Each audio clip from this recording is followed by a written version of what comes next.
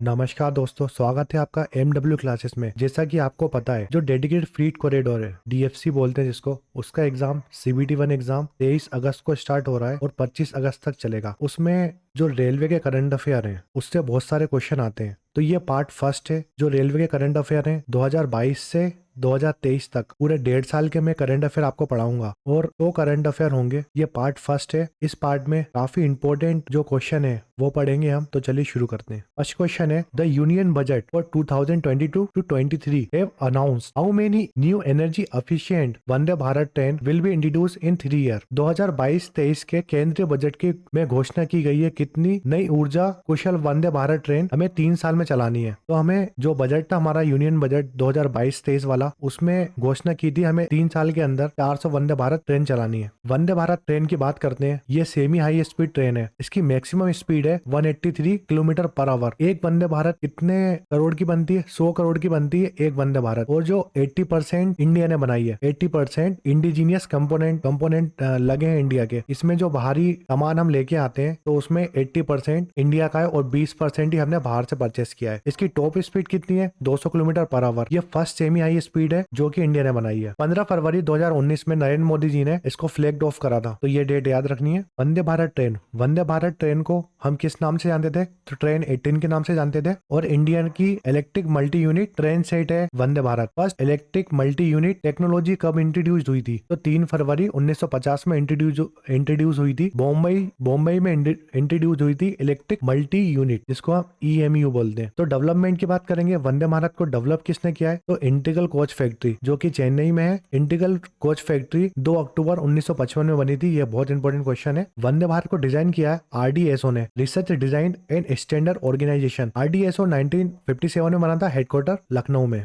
तो हमें 400 वंदे भारत बनानी है 3 साल के अंदर और एक वंदे भारत 100 करोड़ की है, तो 40,000 करोड़ रुपए खर्च होंगे। इसकी टॉप स्पीड है 180 किलोमीटर की। तो जो फर्स्ट वंदे भारत चली थी हमारी, जिसको फ्लैग ऑफ किया था नरेंद्र मोदी जी ने 15 फरवरी 2019 में, वो न्यू दिल्ली से चली थी वाराणसी तक। न्यू दिल्ली जंक्शन से चली थी वाराणसी यूपी में पड़ता है। जो सेकंड वंदे भारत चली थी वो भी दिल्ली से चली थी, न्यू दिल्ली से लेकर कटरा जम्मू कश्मीर में, जहाँ पर वैष्णो देवी जी का मंदिर है। अभी तक बहुत सारी वंदे भारत ट्रेन चल चुकी है। तो कुछ इंपॉर्टेंट ट्रेन है जो आपको याद रखनी है, उससे एग्जाम में क्वेश्चन आएंगे। जैसे आप फर्स्ट ट्रेन याद रखिए जो दिल्ली से चली थी वाराणसी तक। सेकंड दिल्ली से चली थी श्री वैष्णो देवी टेम्पल कटरा जम्मू कश्मीर में पड़ता है। जो वंदे भारत एक्सप्रेस है उसका फ्रीट वर्जन भी इंट्रोड्यूस करा था। उस फ्रीट वर्जन का नाम क्या था? तो फ्रीट EMU। फ्रीट वर्जन जो फ्रीट ट्रेन थी वंदे भारत एक्सप्रेस की, उसका नाम था फ्रीट EMU। साउथ इंडिया की first Vande Bharat, overall 5th Vande Bharat थी। ये चेन्नई से लेकर मैसूर तक चली थी। चेन्नई तमिलनाडु में है, मैसूर कर्नाटका में है। चेन्नई से लेकर मैसूर चली थी और बीच में बेंगलोर पड़ता है, तो चेन्नई, बेंगलोर, मैसूर। ईस्टर्न इंडिया की फर्स्ट वंदे भारत थी, ओवरऑल 7 वंदे भारत थी। वेस्ट बंगाल में चली थी न्यू जलपाईगुड़ी जंक्शन से लेकर हावड़ा जंक्शन तक चली थी ईस्ट इंडिया की फर्स्ट वंदे भारत ट्रेन। राजस्थान की फर्स्ट वंदे भारत ट्रेन चली थी अजमेर से लेकर दिल्ली तक। केरला की फर्स्ट वंदे भारत चली थी तिरुवनंतपुरम से लेकर, जो कि साउथ केरला में पड़ता है, कन्नूर तक, जो कि नॉर्थ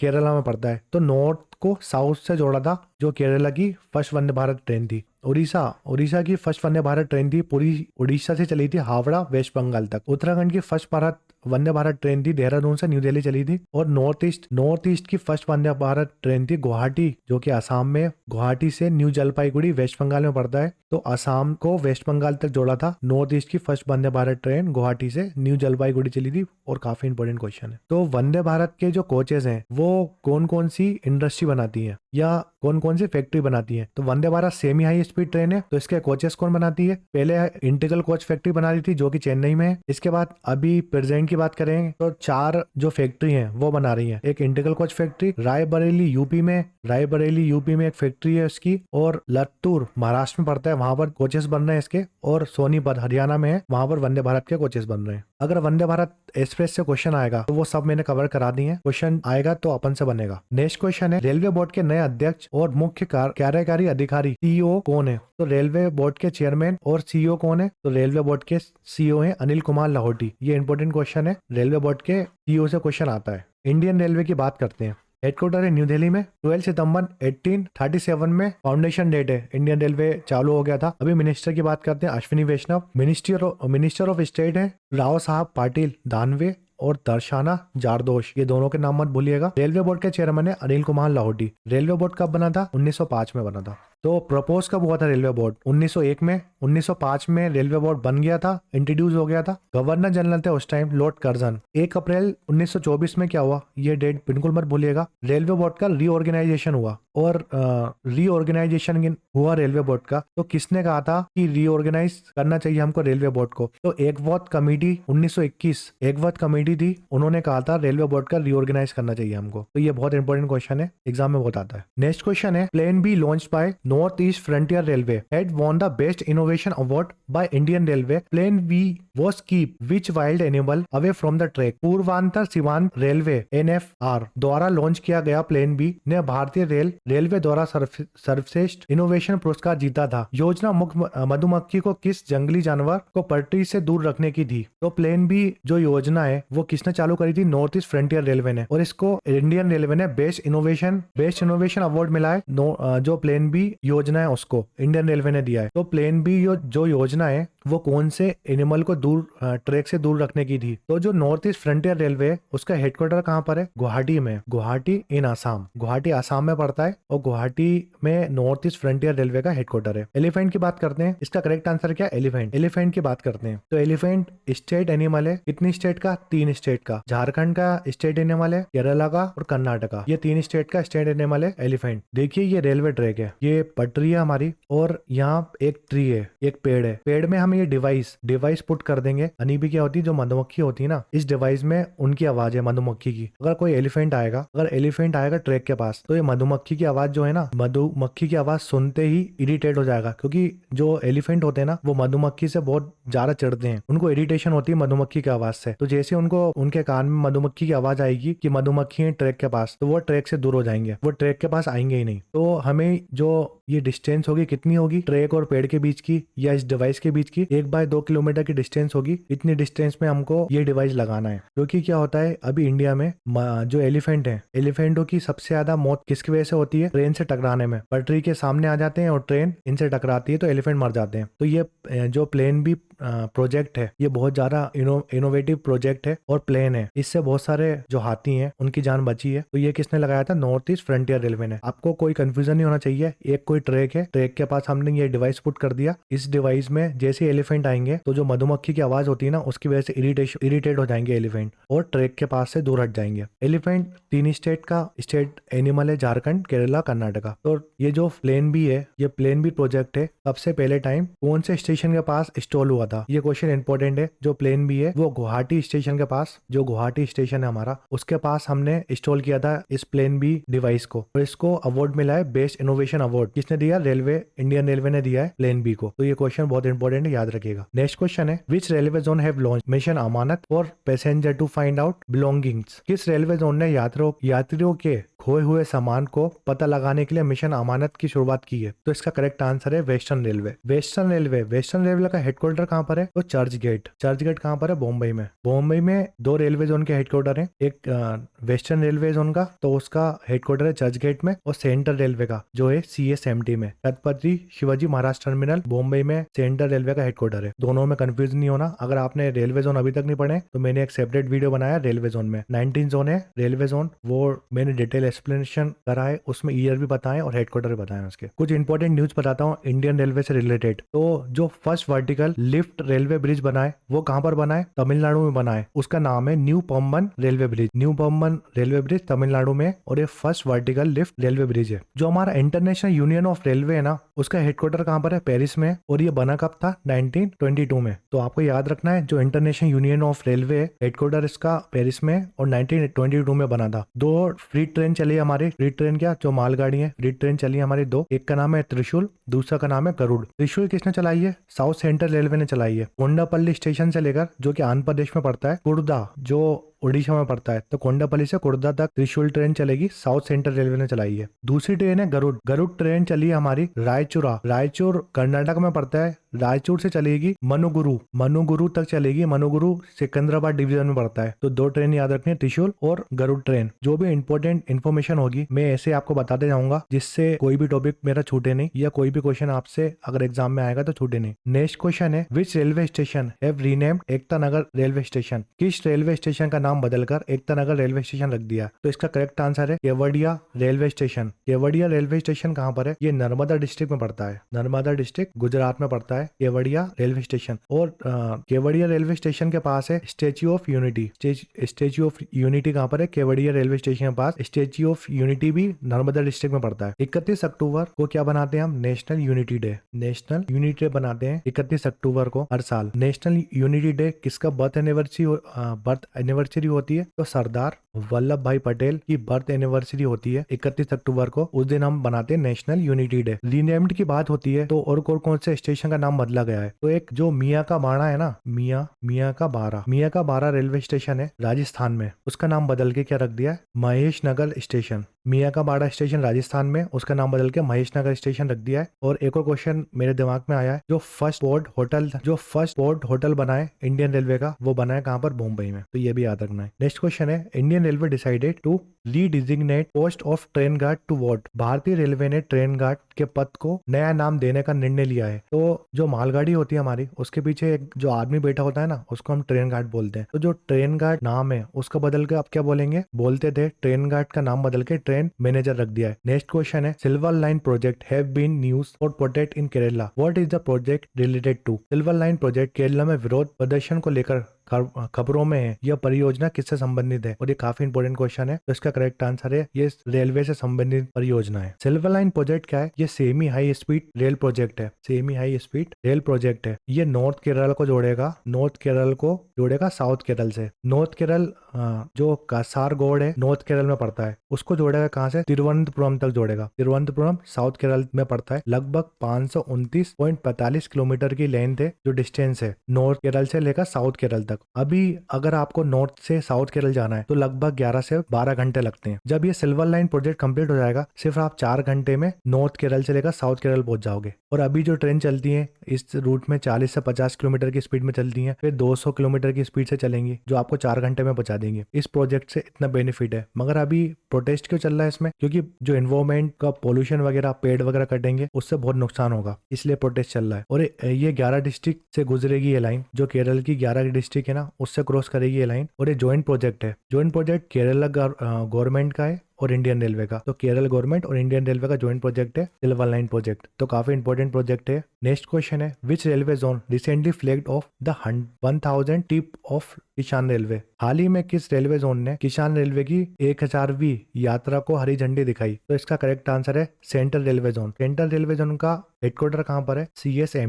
CSMT मुंबई में हेडक्वार्टर है सेंट्रल रेलवे का। और जो किसान रेलवे है ना, जो 1000वीं किसान रेलवे, वो कहाँ से लेकर कहाँ तक चढ़ेगी? तो सफदा महाराष्ट्र में पड़ता है। सफदा से आदर्श नगर स्टेशन दिल्ली में है। सफदा से लेकर आदर्श नगर स्टेशन तक चलेगी ये 1000वीं किसान रेलवे की बात करते हैं तो फर्स्ट किसान रेलवे कहाँ से कहाँ तक चली थी, ये इंपॉर्टेंट क्वेश्चन है। तो देवलाली कहाँ पर है? महाराष्ट्र में। देवलाली से लेकर कहाँ तक चली? दानापुर कहाँ पर है? दानापुर बिहार में है। तो फर्स्ट किसान रेलवे दानापुर से देवनाली स्टेशन तक चली थी, बिहार को महाराष्ट्र से जोड़ी थी। एक काफी इंपॉर्टेंट क्वेश्चन है, किसान रेलवे याद रखिएगा। बिहार की बात हुई है तो एक और ट्रेन चलेगी बिहार से, जयनगर कहाँ पर है? मधुबनी डिस्ट्रिक्ट में पड़ता है बिहार में। जयनगर से ट्रेन चलेगी कुर्ता कहाँ पर है? नेपाल में। तो नेपाल को इंडिया से जोड़ेगी बिहार से नेपाल चलेगी ट्रेन। ये ट्रेन इंपॉर्टेंट है, जयनगर को जोड़ेगी कुर्ता तक। नेक्स्ट क्वेश्चन है, as per contact which country railway will produce 240 broad gauge wagon from India? एक अनुबंध के अनुसार किस देश की रेलवे भारत से 420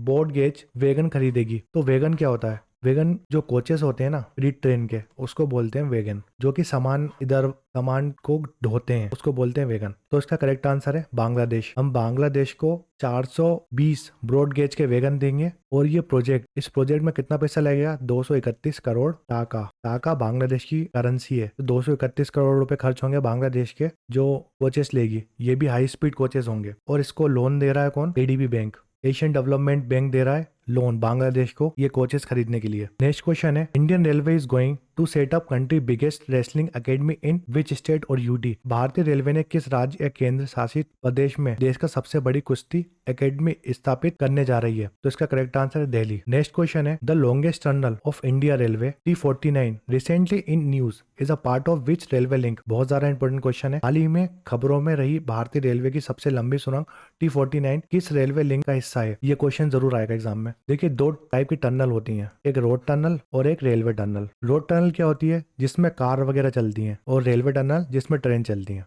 ये दो टनल हो गई। तो इसका करेक्ट आंसर देखते हैं पहले। इसका करेक्ट आंसर है उधमपुर, श्रीनगर, बारामुल्ला। ये क्वेश्चन डिस्क्राइब में एक्सप्लेन कर चुका हूँ पहले आपको, जो मेरे प्रीवियस लेक्चर थे उसमें। तो इसको मैं ऐसे याद रखता हूँ, यूएसबी। ये जो टनल है वो कनेक्ट करेगी उधमपुर, श्रीनगर और बारामुल्ला। तो यूएसबी याद रखिए। ये दोनों, ये सब चीज कहाँ पड़ती है? जम्मू कश्मीर में। उधमपुर, श्रीनगर, बारामुल्ला जम्मू कश्मीर में पड़ता है। तो अगर रोड टनल की बात करते हैं तो लॉन्गेस्ट रोड टनल कौन सी इंडिया की, जिसको हम बोलते हैं शामा रोड टनल। जो शामा रोड टनल भी है ना, वो भी इसी रास्ते में पड़ता है, उधमपुर, श्रीनगर, बारामुल्ला वाले रास्ते में। जो शामा रोड टनल है उसको हम पहले बोलते हैं चिनानी नासरी टनल। तो ये भी याद रखना है कि लॉन्गेस्ट टनल कौन सी है, रोड टनल। तो श्यामा प्रसाद या शामा रोड टनल, जिसको चिनानी नासरी टनल बोलते थे, ये भी जम्मू कश्मीर में पड़ती है, और ये भी उधमपुर, श्रीनगर, बारामुल्ला वाले रूट में पड़ती है। और अगर रेलवे की पूछेगा तो रेलवे की लॉन्गेस्ट टनल कौन सी है? T49 टनल, उधमपुर, श्रीनगर, बारामुल्ला वाले रेलवे लिंक में, जो कि जम्मू कश्मीर में पड़ता है। जो शामा रोड टनल है, इसकी लेंथ कितनी है? 9.28 किलोमीटर की ये टनल है, ये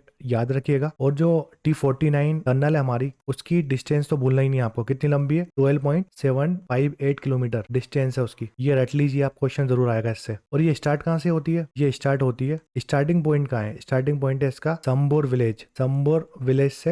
विलेज से चलती है, ये स्टार्ट होती है टनल और अरपिनचला तक जाती है। तो स्टार्टिंग पॉइंट है संबर विलेज और अरपिनचला एंड पॉइंट है। तो ये भी याद रखिए। जो हमारा उधमपुर, श्रीनगर, बारामुल्ला वाला रास्ता है ना, इसमें एक ब्रिज पड़ता है जिसको हम बोलते हैं चिनाब रेल ब्रिज बोलते हैं इसको हम। इसकी जो हाइट है ना, 359 metre height above sea level. इसकी हाइट है सी लेवल से कितनी? 359 मीटर। और इसकी लॉन्गेस्ट, ये लॉन्ग कितनी है? तो 1315 मीटर ये लॉन्ग है। और इसका जो शेप है ना, चिनाब आर्क शेप की बनी है, आर्क शेप का ब्रिज है ये वाला, जिसकी हाइट कितनी है? इसकी हाइट है 559 मीटर। तो ये याद रखिए, चिनाब रिवर के ऊपर है चिनाब रेल ब्रिज। ये भी उधमपुर, श्रीनगर वाले रास्ते में पड़ता है, और इसकी लेंथ कितनी है? 1315 मीटर, और ये चिनाब रिवर में पड़ता है। नेक्स्ट क्वेश्चन है, Indian railway release new image of the country first stay cable bridge in Jammu Kashmir Raisi district. This bridge on which river? भारतीय रेलवे ने जम्मू कश्मीर के रईसी जिले में देश का पहला केबल रुक पुल की नई तस्वीर जारी की है। ये पुल किस नदी के ऊपर है? ये काफी इंपोर्टेंट क्वेश्चन है। तो इसका करेक्ट आंसर है अंजी रिवर। किस में जाके मिलती है? चिनाब रिवर में मिलती है ये रिवर जाके। और चिनाब रिवर किस में मिलती है? इंडस रिवर, जिसको हम सिंधु रिवर भी बोलते हैं। ये केबल ब्रिज है ना,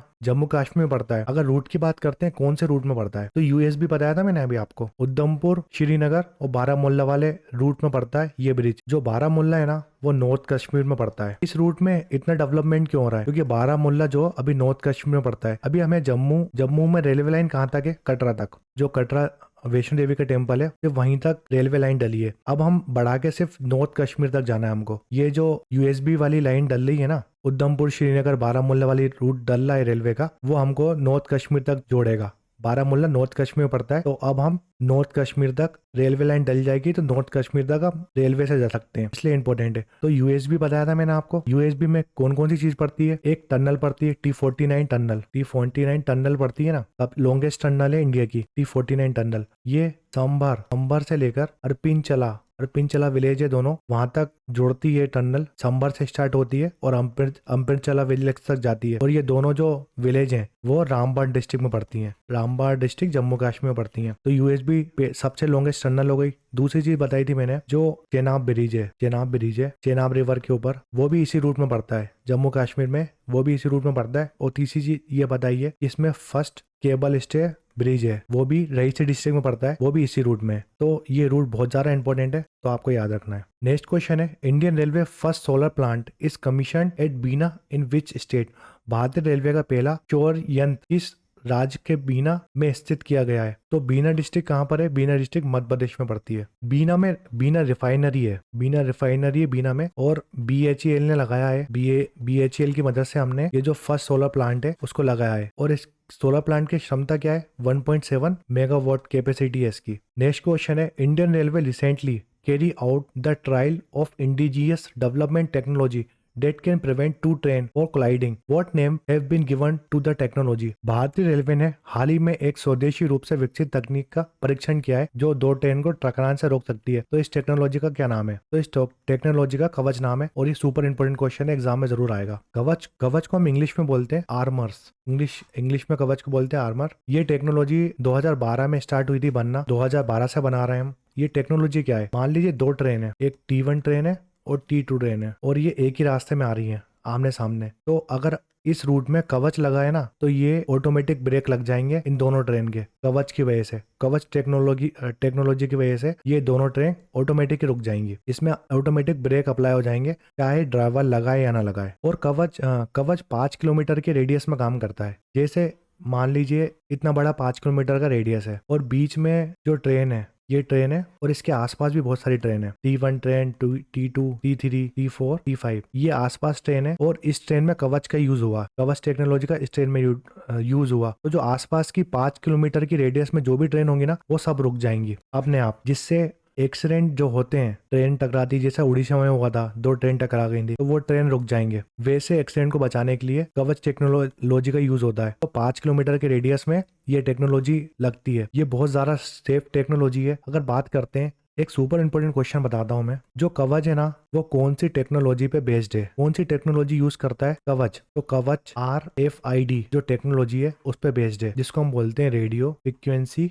आइडेंटिफिकेशन। जो हमारा फास्टैग होता है ना वो भी इसी टेक्नोलॉजी का यूज करता है। फास्टैग जो कार में लगता है वो भी इसी टेक्नोलॉजी को यूज करता है और जो कवच है ना वो भी इसी टेक्नोलॉजी को यूज करता है, RFID। अब कवच को जब 2012 में स्टार्ट हुआ था तो हम किस नाम से जानते थे? TRAC, इसको बोलते हैं ट्रेन कोलिजन अवॉइडेंस सिस्टम। तो याद रखना है, अगर कवच का पूरा नाम पूछेगा तो TCAC, train collision avoidance system. अगर हमें कवच लगाना है तो 50 लाख रुपए खर्च होते हैं 1 किलोमीटर। 1 किलोमीटर के रेडियस में अगर हम कवच लगाएंगे, कवच टेक्नोलॉजी का यूज करेंगे तो 50 लाख रुपए खर्च होते हैं इंडियन रेलवे के, और ये बहुत सस्ता है। अगर विदेश की बात करते हैं तो जो टेक्नोलॉजी वहाँ यूज होती है वहां पर 1 किलोमीटर के रेडियस में 2 करोड़ रुपए खर्च होते हैं। कितना कम खर्चे में कवच यूज हो जाएगा और कितनी सेफ्टी है। 2022-2023 वाला बजट आया था, उसमें क्या अनाउंस हुआ था कि हमको 2000 किलोमीटर के रूट में, जो रेलवे रूट है ना उसमें कवच लगाना है, कवच टेक्नोलॉजी का यूज करना है। तो 2000 के हिसाब से अगर आप 50 लाख रुपए खर्च कर रहे हो, 2000 किलोमीटर में कवच टेक्नोलॉजी लगाओगे ना, 1 किलोमीटर की 50 लाख रुपए खर्च होते हैं, तो 2000 किलोमीटर में लगाओगे तो कितना हो जाएगा? 1000 करोड़ रुपए खर्च होंगे। उससे सेफ्टी कितनी हो जाएगी? बहुत ज्यादा सेफ्टी हो जाएगी। धीमे धीमे पूरे इंडिया में लगाना है हमको। तो जितने भी मैंने क्वेश्चन बताए कवच से रिलेटेड, अगर कोई भी चीज आपको समझने नहीं आए तो आप मुझे कमेंट सेक्शन में कमेंट बताएं, तो मैं एक्सप्लेन करूंगा आपको, क्योंकि ये क्वेश्चन जरूर आएगा। नेक्स्ट क्वेश्चन है, इंडियन रेलवे फर्स्ट गति शक्ति cargo terminal was commission in which division of eastern railway? भारतीय रेलवे का पहला गति शक्ति कार्गो टर्मिनल पूर्वी रेलवे के किस डिवीजन में चालू किया गया? तो इसका करेक्ट आंसर है आसनसोल। आसनसोल कहाँ पर है? वेस्ट बंगाल में। हमें कितने गति शक्ति टर्मिनल बनाने? 1000 गति शक्ति टर्मिनल बनाने 3 साल के अंदर। और जो ईस्टर्न रेलवे का हेडक्वार्टर कहाँ पर है? कोलकाता में। ये जो इंडियन रेलवे के करंट अफेयर है उसका पार्ट फर्स्ट था। इसमें सिर्फ मैंने 15 क्वेश्चन कराए क्योंकि एक्सप्लेनेशन बहुत ज्यादा था। मैं टोटल 100 क्वेश्चन कराऊंगा। 2-3 दिन में सब जितने भी पार्ट हैं सब आ जाएंगे, तो बेफिक्र रहिए, क्योंकि MCQ क्वेश्चन भी करा रहा हूँ मैं आपको। अगर आपको वीडियो अच्छा लगा हो तो प्लीज कमेंट करके बताएं मुझे। चैनल को लाइक करें, सब्सक्राइब करें। DFC के एग्जाम में बहुत सारे क्वेश्चन फंसेंगे मेरे लेक्चर से। जितनी भी थ्योरी थी वो मैंने कंप्लीट करा दी है, तो आप प्लेलिस्ट है DFC की, उसमें जाके देख सकते हैं। प्लीज मुझे कमेंट करके बताएं कि आपको वीडियो कैसा लगा। Thanks for watching and blue classes.